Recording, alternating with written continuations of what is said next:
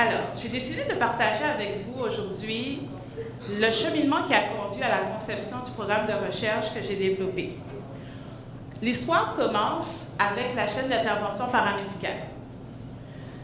Pour la plupart des situations qui vont nécessiter une intervention, on va avoir des secouristes, des premiers intervenants qui vont rapporter la situation au 911, qui fera le lien en transférant l'appelant au centre de communication santé, qui décidera alors d'envoyer des premiers répondants et ou des paramédics pour prodiguer des soins. Le programme de recherche va s'intéresser à ce qui se passe au niveau du centre de communication santé dans le traitement d'un appel d'urgence. Pour faire simple, tout appel d'urgence qui va être traité au centre de communication santé commence par l'identification du problème principal par les répartiteurs médicaux d'urgence. À cela, on va jumeler l'évaluation de la condition du patient. Le but étant, au final, d'aboutir à une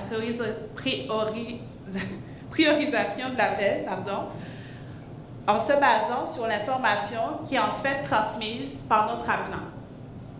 Si on veut optimiser la priorisation de notre appel, ça va être important d'améliorer les différents facteurs qui peuvent influencer, dont l'information transmise par notre appelant. Ça conduit à une première question qui est comment je vais suivre et améliorer la qualité de l'information qu'un RMU va recueillir. Ça a défini l'objectif du programme qui est d'identifier un indicateur de la prise en charge adéquate de l'appelant par un RMU. Pour répondre à cet objectif-là, je n'avais pas d'ascenseur. J'ai discuté souvent avec Luc, au niveau de la cafétéria des fois, au niveau de son bureau souvent. Puis on a décidé que ce serait bien de construire un escalier. Ça a été le début d'un programme de recherche. La première étape, la première marche, ça a été de dire, bien, ça nous prend un indicateur de performance. Ensuite, une fois qu'on a trouvé notre indicateur de performance, je vais aller utiliser mon indicateur pour effectuer une mesure de la performance au niveau de mon traitement d'appel, dont le but ultime d'améliorer la performance au niveau du traitement de l'appel d'urgence. Ça crée mon escalier virtuel pour répondre à mon objectif. Je vais passer un petit peu de temps maintenant à expliquer comment on a sélectionné un indicateur de performance potentielle. La première question qu'on va se poser dans ce contexte-là, c'est de se dire quel paramètre mesurable va influencer la qualité de l'information que va recueillir un RMU. C'est à ce moment-là que dans la recherche, habituellement, on se tourne vers la littérature. Parce qu'on réinvente rarement la roue, on a plutôt tendance à prendre une roue puis à construire un vélo autour. Au niveau de la littérature, Eisenberg et al., en 1986, ont effectué une étude dans le but d'améliorer la reconnaissance des arrêts cardio-respiratoires au niveau des répartiteurs médicaux d'urgence. Ils ont été les premiers à utiliser le contenu émotionnel comme indicateur, comme plutôt marqueur pour représenter les profils d'appelants auxquels ils faisaient face. On est sur une bonne piste, mais ça date quand même de 86, l'année de ma naissance en passant. Comme quoi, c'est un bon cru. En 2001, Clarkson et Sinclair ont réutilisé la notion de contenu émotionnel en ajoutant l'aspect de la coopération de l'appelant dans le cadre d'un appel traité par les RMU. Ils se sont basés sur le postulat qui dit que la plupart des gens, la perception, dans les croyances populaires, disent « les appelants sont trop paniqués quand ils appellent au 911 pour répondre à un questionnaire ». Alors, ils ont été regardés en utilisant ce fameux marqueur-là. En passant, Clarkson, c'est le créateur du plus gros système de triage en préhospitalier des appels d'urgence, le Medical Priority Dispatch System, qu'on utilise à l'urgence santé, le MPDS. Ils ont, dans le cadre de cette étude-là, écouté à peu près 6000 appels et ils ont catégorisé les appelants en utilisant l'échelle de contenu émotionnel et de collaboration de l'appelant. Je mélange le français et l'anglais. Je garde le résultat parce que c'est un petit peu intéressant quand même. Quelques années plus tard, Ma et al., en 2007, toujours dans le but d'améliorer la reconnaissance des arrêts cardio-respiratoires, ont effectué une étude en utilisant le même indicateur de contenu émotionnel pour évaluer l'impact de la langue, dans le cas présent c'était le chinois, pour reconnaître un arrêt cardio-respiratoire. Fait que là, on avait un bon filon. Il y avait eu d'autres articles, mais c'était les 3 majeurs pour faire un suivi. La fameuse échelle, c'est celle-ci, le score de contenu émotionnel de coopération de l'appelant, à 5 niveaux. Le premier niveau, c'est le ton et un volume de conversation normal, celui que j'utilise en ce moment. Le deuxième, l'appelant est un petit peu anxieux, mais il collabore encore. Au troisième niveau, ça se corse un petit peu. Le ton frôle, la détresse, le volume, le ton de la voix monte et il devient un petit peu moins coopératif, mais là encore. Je trouve qu'en anglais, ça définit mieux le contexte. On va dire qu'il est moderately upset. On va dire upset. Au niveau 4, c'est là les RMU, on aime moins ce type d'appelant-là parce que c'est plus difficile à prendre comme appel. Il n'écoute pas, il ne répond pas aux questions, il va crier le plus souvent. C'est plus difficile d'aller rechercher l'information, il devient non coopératif. On s'attend à avoir de la difficulté à cerner le problème, à identifier le problème principal. Au 5e niveau, là, on a une perte de contrôle complète. L'appelant, il est hystérique. On peut prendre l'exemple de la dame qui va juste crier non-stop en ligne. Pas capable de placer un mot. De toutes les façons, elle ne nous entend littéralement pas. Puis c'est déjà arrivé, ça m'est déjà arrivé. Elle fait juste crier du début. Ben, je dis elle parce que c'était le cas de mon appel. Elle faisait juste crier du début jusqu'à la fin. Elle avait des raisons. Mais c'est difficile d'avoir de l'information quand la personne fait juste crier. Le point commun des articles dont j'ai parlé auparavant, c'est qu'ils ont utilisé une échelle, mais personne ne l'a validée. Ça nous ramène à la présentation que Luc a faite ce matin. C'est bien beau d'utiliser un traitement, mais si personne ne l'a validé, personne ne l'a comparé à un standard, comment peux-tu dire que c'est le bon? Donc la première étape, bien qu'on ait trouvé un filon, c'est de dire, on va valider puisque ça n'a pas été fait. Comment on va valider notre indicateur? On n'a pas vraiment de standard. Fait qu'à ce moment-là, il faut être rigoureux. Première étape, on va aller se poser comme question de recherche, quelle est la distribution des appelants au niveau de notre CCS pour le coup. La distribution qu'on a vue auparavant, que ce soit par Eisenberg ou Clausen et Sinclair ou même Alfenstein en 2015, c'est qu'apparemment, les appelants sont majoritairement calmes. Dans le cas d'Eisenberg, sur les 300 cas qu'ils ont évalués, 78% des appelants faisaient partie de la famille proche. On parle de frères, sœurs, fils, filles, les parents. Puis dans ces 78%-là, 68% de ces appelants étaient relativement calmes. Au niveau de l'échelle, ils étaient à 1 ou 2. Et ça, c'est en 1986. 2001, Clausen et Sinclair, sensiblement les mêmes résultats. On augmente un petit peu le niveau, mais on est en moyenne autour de 1.2, 1.3. Moi, absolument la même chose quasiment, à croire qu'ils ont eu les mêmes appelants. Mais on est quand même en 2007, la plus récente qui a effectué. On est aujourd'hui en 2019, 12 ans plus tard. Est-ce qu'on a le même profil? Puis, est-ce qu'à Montréal, on deal avec la même population? On va se poser comme question, ça va ressembler à quoi chez nous? Deuxième question, le type d'appel. Est-ce que ça influence le score? Est-ce qu'un appelant qui rapporte un ACR va avoir un profil similaire que quelqu'un qui rapporte un AVC ou une chute ou tout simplement une personne malade? Il va falloir le vérifier. La littérature, toujours à ce niveau-là, mentionne que même pour un arrêt cardio-respiratoire, les personnes sont relativement calmes. Il n'y a pas vraiment une différence significative. On va quand même le voir en 2019, qu'est-ce que ça donne. Notre prochaine question, est-ce qu'au cours d'un appel, notre contenu émotionnel change?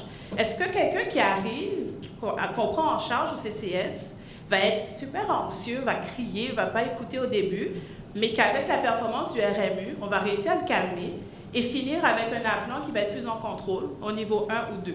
Ou est-ce qu'on va augmenter son niveau de stress? Est-ce qu'on prend des appelants à un niveau 1, puis comme on dit au Québec, on les craque au bout, puis à la fin, on les livre aux paramédics quasiment au niveau 5? pas souhaitable. Étant donné qu'on n'a pas de standard officiel, ça va être important de regarder l'impact du contenu émotionnel sur la durée du traitement de l'appel. C'est sûr qu'on part du principe qu'une personne qui est calme, son appel devrait être plus court que quelqu'un d'hystérique. Mais ça pourrait être le contraire aussi.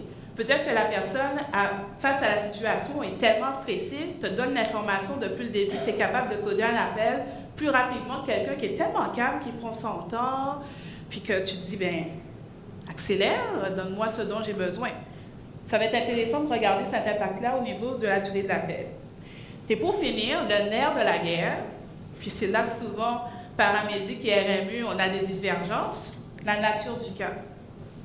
Peu importe l'information qu'on recueille, si elle ne représente pas la situation qu'on va obtenir au final, c'est bien beau, mais on a priorisé à partir d'une information qui n'est pas valide.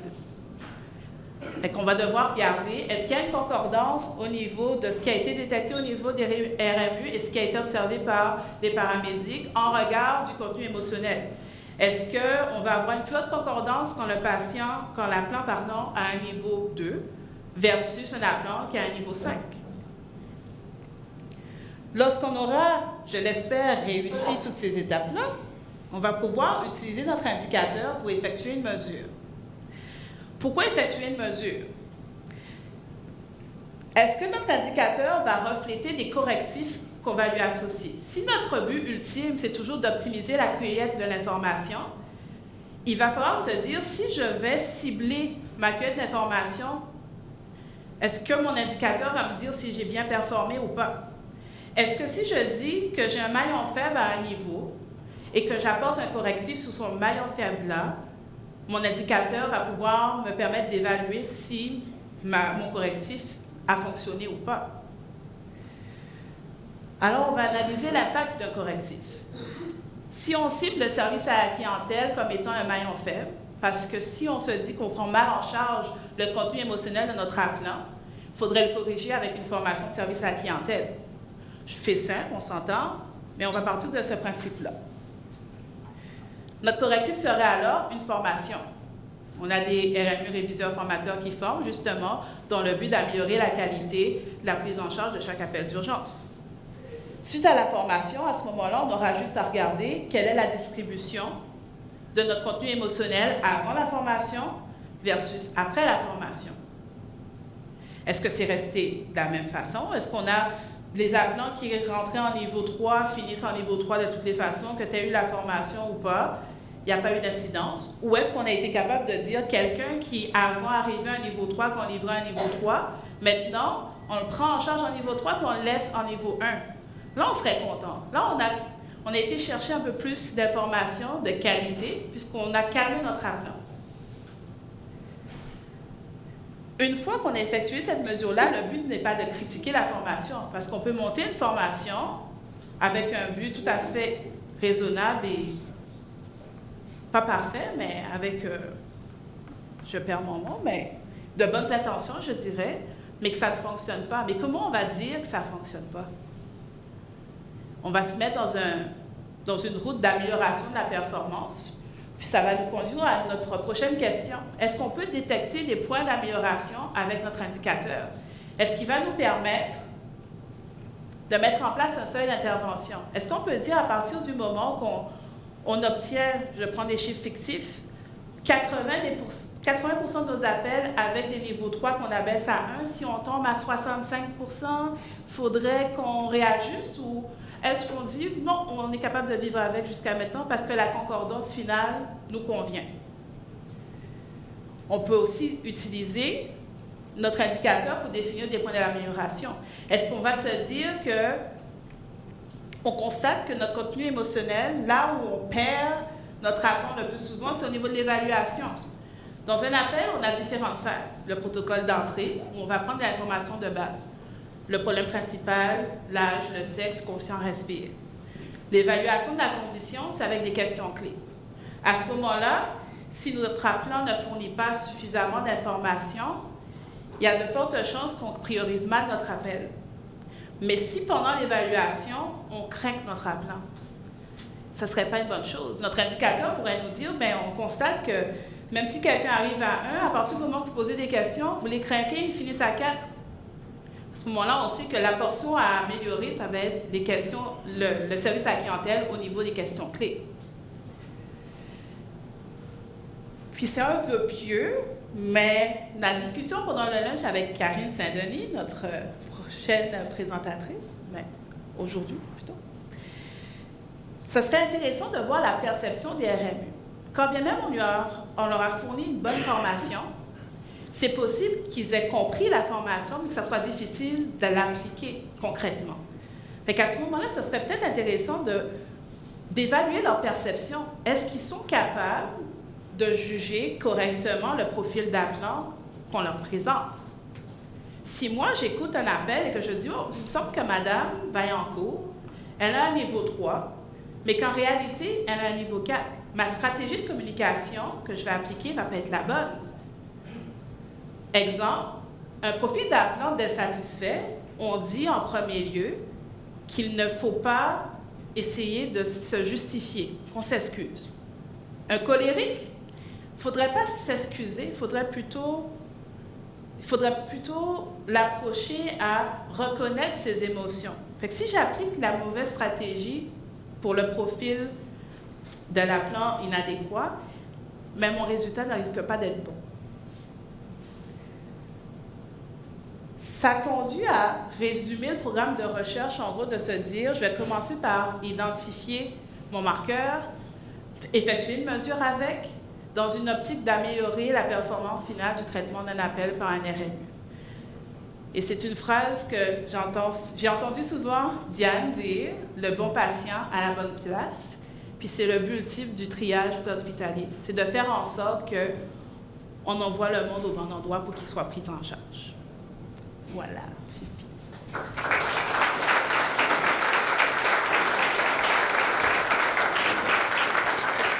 Avez-vous des questions?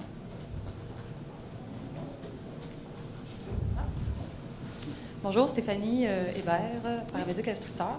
En fait, moi, je voulais savoir, c'est une très belle étude, un beau projet, là, soit dit en passant.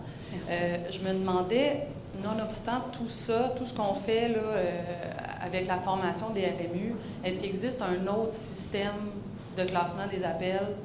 Pas que j'aime pas le Claussen. Ben oui, j'aime pas le Claussen. Mais est-ce qu'il existe un autre système? On est dans l'obligation ici au Québec de l'utiliser. Est-ce qu'on peut le modifier? Je sais peut-être pas votre branche non plus. Oh, je peux quand même répondre à la question. Il existe d'autres systèmes, mais qui ne sont pas basés sur le même type de personnel. Si je compare en Europe, exemple en France, les appels toujours sont traités non pas par des RMU, l'équivalent des RMU, mais par des pompiers qui ont une formation médicale, mais aussi que leur questionnement n'est pas scripté comme il est scripté chez nous.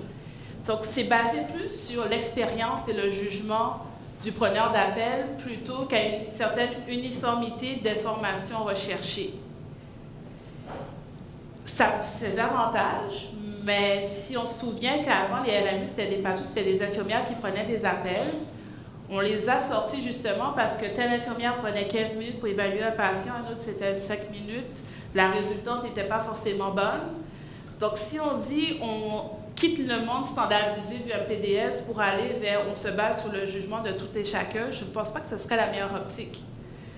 Puis justement, avec le projet InfoSanté que la Direction des soins a développé, on a un aspect scripté avec les RMU, mais les appels de basse priorité sont transférés à InfoSanté où c'est évalué justement par une infirmière qui a du jugement, qui a de l'expérience, qui a une formation médicale. Donc c'est comme une combinaison, on a fait comme une combinaison des deux systèmes, puis je pense que ça a une plus-value. Merci.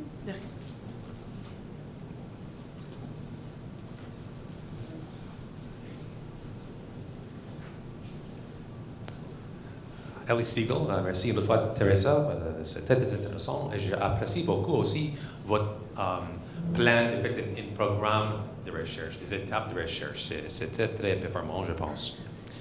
Vous avez mentionné qu'il n'y a pas vraiment une bonne validation de cette échelle-là. C'était une échelle qui était conçue par la National Academy of Emergency Dispatch mais jamais été validé, utilisé, mais jamais été validé. Et un problème, c'est parce qu'il n'y a pas vraiment un standard pour faire une comparaison. Alors, on a besoin de questionner est-ce que c'est vraiment la meilleure échelle utilisée. Peut-être c'est la seule, ok, mais peut-être essayer le meilleur. Ou peut-être commencer à définir un standard, peut-être quelque chose objectivé. Est-ce que vous pensez comment le faire, compter les mots, la pression de voix, la pression du niveau de voix de l'appelant? Ou finalement, juste checker au moins des variabilités interobservateurs entre les personnes qui écoutent l'appel pour savoir si l'échelle est utile de personne à personne.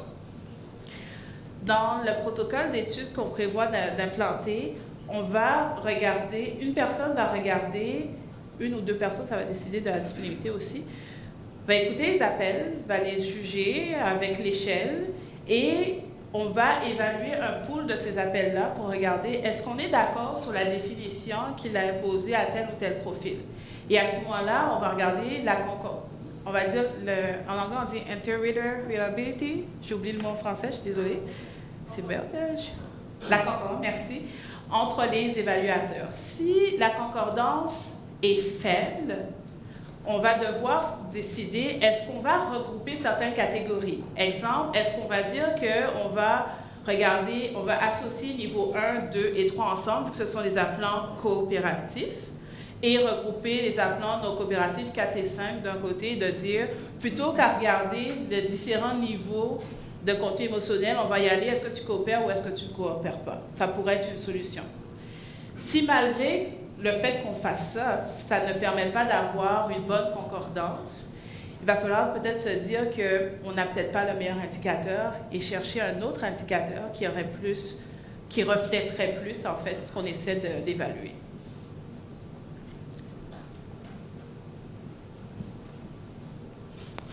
Alex Cournoyer, c'est honnêtement un super travail que tu as devant toi. Je me demandais, en fait, si même une étape d'avant, un peu comme Ellie disait, au sens où il n'y a pas de gold standard, c'est une échelle proposée en 2000. Je ne sais pas comment il l'avait développée. C'est ça. Je sais pas comment il l'avait développée à ce moment-là. Mais même avant, comment dire, d'essayer de valider cette échelle-là, je trouverais ça super intéressant si vous faisiez juste une petite étude qualitative où vous prenez 10 personnes puis vous explorez justement ensemble, des experts de contenu, puis des experts vous explorez justement si on avait à concevoir une étude, quelles variables on aurait à intégrer dedans. Est-ce que justement le trend qui n'est pas affecté, qui n'est pas dans cette échelle-là, ben, ce serait possible d'avoir une échelle qui intégrerait justement l'espèce de progression dans le temps pour avoir un espèce d'indicateur global. C'est des idées comme ça, mais si vous prenez juste, c'est pas énormément de travail faire justement ce petit meeting-là à 10, puis ça se publie très bien, dire que vous développez une échelle comme ça. Ça pourrait être intéressant, puis peut-être que justement tu pourrais partir sur de quoi d'encore plus fort sur ta première marche. Idée comme ça. Mais j'ai un petit peu triché. Je ne suis pas partie de l'idée en faisant « Moi, je pense que c'est ça avec le vent », parce que ça part d'une constatation. On a une équipe de réviseurs formateurs ici qui fait de l'assurance qualité, puis on évalue les appels à tous les jours pour chaque journée du centre de communication de santé. Puis ce qu'on constate, c'est que souvent les gens vont nous dire « Ah, on pense que quand vous êtes RMU, vous prenez en charge des gens qui sont tout le temps paniqués. » La réalité, c'est que non. Fait qu'on se disait déjà, est-ce que le fait d'avoir des appelants qui sont plus énervés que d'autres n'est pas en fait le reflet d'une mauvaise prise en charge? Je ne sais pas si dans ma réflexion, je réponds à votre questionnement, mais j'ai quand même regardé un pool d'appels et je me suis dit, mais qu'est-ce que je peux utiliser d'autre que le contenu émotionnel? Et c'est là l'aspect de chronodépendance est ressorti. Est-ce qu'on prend plus de temps lorsque la personne est anxieuse? Oui, parce que souvent, on la calme. Est-ce que la personne qui est plus hystérique, on a tendance à envoyer plus rapidement de l'aide? Oui, dans le doute, on envoie plus vite parce qu'on ne veut pas retarder l'envoi de l'ambulance. Fait que j'ai quand même regardé différents profils avec des appels pour dire qu'est-ce que je peux faire ressortir de ça. Il y a certaines questions même qui posent problème dans leur formulation. Donc, est-ce que la formulation, la langue, pourrait avoir un impact sur le triage? je ne suis pas la seule RMI, mais il y a plusieurs RMI qui pourraient vous dire telle question est problématique. Chaque fois que je la pose, ils ne la comprennent pas. Est-ce que ça pourrait être ça, un des marqueurs, la compréhension de l'appelant en vertu de sa réponse? Ça pourrait l'être. Est-ce que je peux? Oui.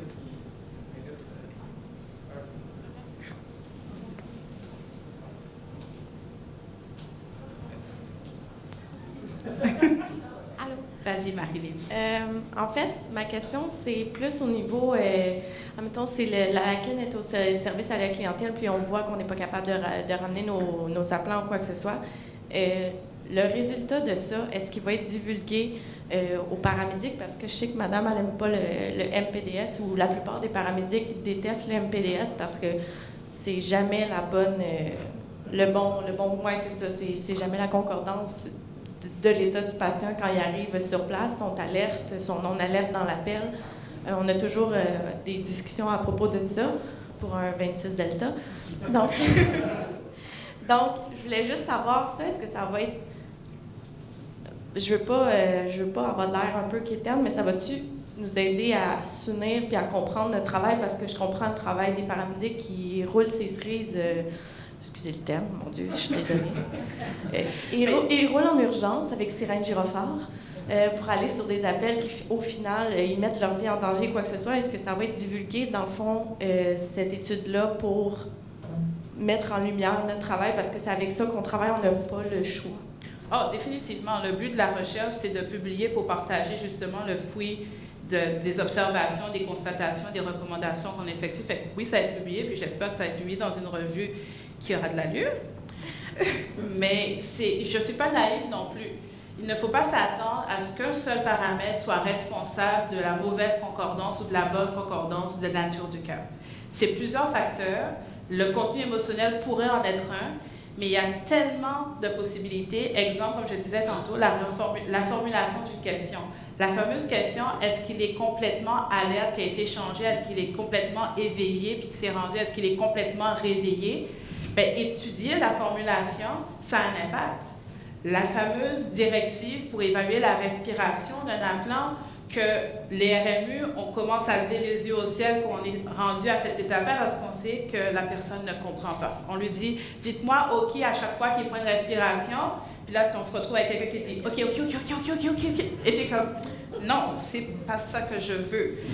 C'est différents critères qu'on peut aller investiguer, mais il n'y aura jamais un seul critère qui va permettre d'augmenter significativement la priorisation de l'appel au niveau concordance de nature des cas.